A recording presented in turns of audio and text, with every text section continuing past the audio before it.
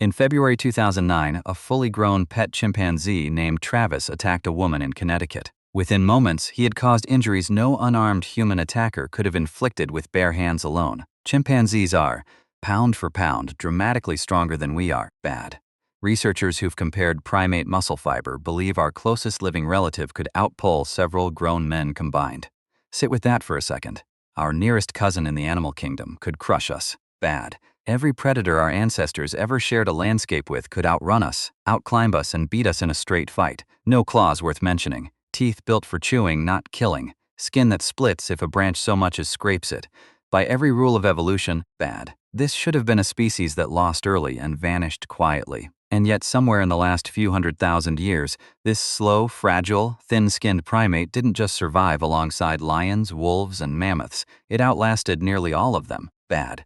Eventually it rewired the surface of the entire planet. This isn't a story about strength, it's a story about what wins when strength loses. And once you see how, you won't look at the human body the same way again. Bad. Picture a lone hominin walking across the East African savanna 2 million years ago. Midday, the worst possible hour for almost any large mammal to be moving. Lions are lying in shade. Cheetahs are conserving the few explosive seconds their bodies allow. Bad. But this small, upright creature keeps going. Hour after hour, while faster, stronger animals collapse from heat around it. It has almost no fur. Bad. Instead, its bare skin is covered in something few other mammals possess in anything like the same density. Several million sweat glands, turning its whole body into a radiator no fur-covered predator can match. To every other creature on that plane, bad. This must have looked like a defect. It was actually one of the most devastating adaptations evolution has ever produced. If a lion chased you today, you'd lose in seconds. No contest. But chase you at noon, in open heat, bad. For 3 hours straight, and the chase could end very differently, with the lion collapsing from heat before you do. Every predator on that plane had evolved to end a chase quickly. This one had evolved to make sure the chase never ended somewhere nearby. Bad. A child is watching. Watching adults leave at dawn to follow a single animal and not return until the sun is low. That child isn't inheriting bigger muscles or sharper teeth. It's inheriting a method. And methods, it turns out, spread faster than genes ever could. Bad.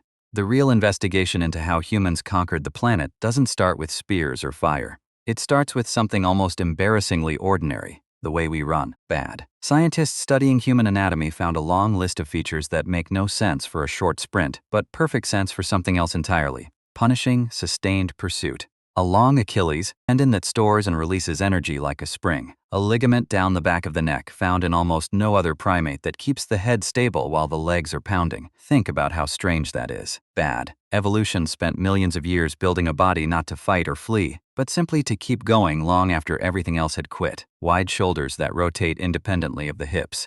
None of it helps you outrun a lion for 30 seconds. Bad. All of it helps you outlast one for 3 hours. We were never built to win the sprint. We were built to survive losing it. This wasn't just theory. It's been watched in the field. In the Kalahari, bad. Hunters have been documented selecting a single kudu or eland from a herd and simply following it on foot through the hottest hours of the day. The animal sprints away each time the hunters close in, then stops to cool down. But it never rests long enough. The humans, bad. Soaked in sweat, barely slow. Eventually, the animal's core temperature climbs past what its body can survive, and it stops for good. We didn't outfight the animal kingdom. We outweighted it, but endurance alone still leaves a gap. Here's what's crazy. Bad. Evolution wasn't finished with us yet. In 2013, a study on something that sounds almost too small to matter changed the picture. The human shoulder. Chimpanzees can't throw with anything close to our speed, despite being far stronger overall. Bad. Our shoulder stores elastic energy in its tendons the way a slingshot stores tension when drawn back,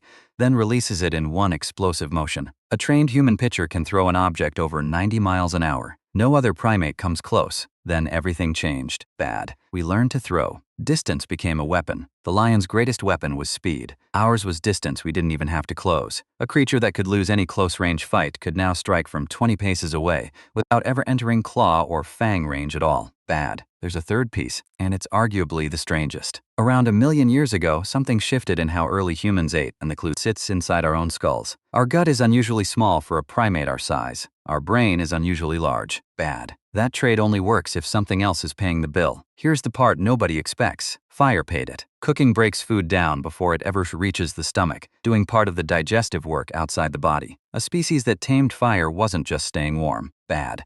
It was freeing up calories for the most expensive organ in the animal kingdom. Weakness became the doorway to advantage again, Trey explaining fire to a chimpanzee. Not how to make it, why you'd spend half the night awake, feeding it, guarding it, refusing to let it die. Bad. No other primate on Earth would understand the point of that sacrifice.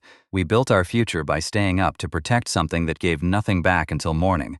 But here's a question none of this answers yet. We weren't the only humans running, throwing, and cooking. Bad. Neanderthals did all three. They were stronger than us, better adapted to cold, with brains just as large.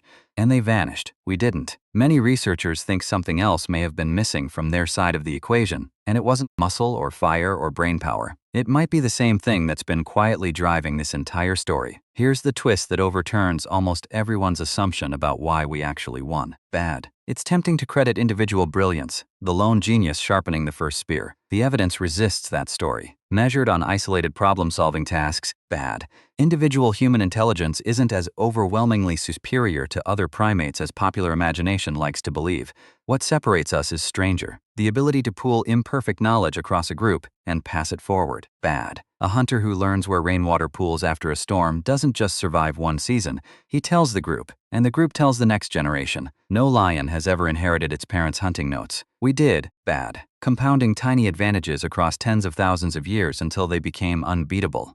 Strength dies with the body that carries it. Shared knowledge doesn't. One possibility is that this is where Neanderthals began to fall behind. Their groups, evidence suggests, bad, were smaller and more scattered. Fewer minds, sharing less, spreading it slower. In a contest measured in shared know-how rather than raw ability, that gap alone may have been decisive. That capacity had a brutal price. Bad. The brain that stores and shares all that knowledge burns roughly a fifth of the body's energy at rest, despite being a small fraction of its mass. Feeding it meant mothers who could forage less freely while carrying slow-developing infants. Bad. Here's where the story turns personal. Human babies are born strikingly helpless compared to almost any other primate, because a skull large enough for a fully grown brain would never survive a bipedal pelvis. That single compromise reshaped everything after it. Bad. Longer childhoods, cooperative childcare, grandmothers who lived decades past their own reproductive years specifically to help raise grandchildren. Survival stopped being something one body could manage alone. Bad. Popular imagination has always preferred a simpler legend. The caveman is brute, club-raised, muscling his way to the top through raw force. It's a compelling image. It's also almost entirely wrong. Skeletal remains show constant nutritional stress. Bad. Not thriving predators. Tool assemblages reveal patient teaching, not lone flashes of genius. Archaeological evidence, chemical analysis of remains, how sites were organized, suggests food was routinely shared. Bad. Often with people who had nothing genetic to gain from it. Think about how ridiculous that would look to any other predator on the plain. Sharing meat with someone who isn't family, isn't a mate, and can't pay you back. Bad. We didn't conquer the Ice Age by being formidable. We conquered it by refusing to face it alone.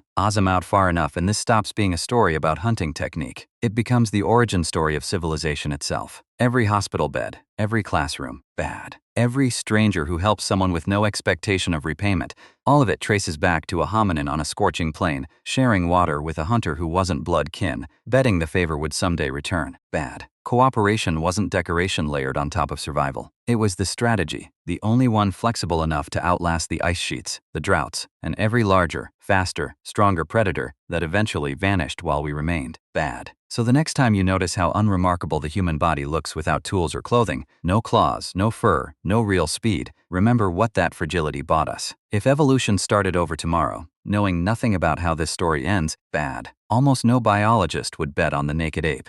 Every other apex predator in history was built to win the fight standing in front of it. We were built to still be standing long after that fight was supposed to be over. Bad. Shoulder to shoulder with people who had no obligation to stay, having quietly outlasted almost everything that ever tried to outrun us.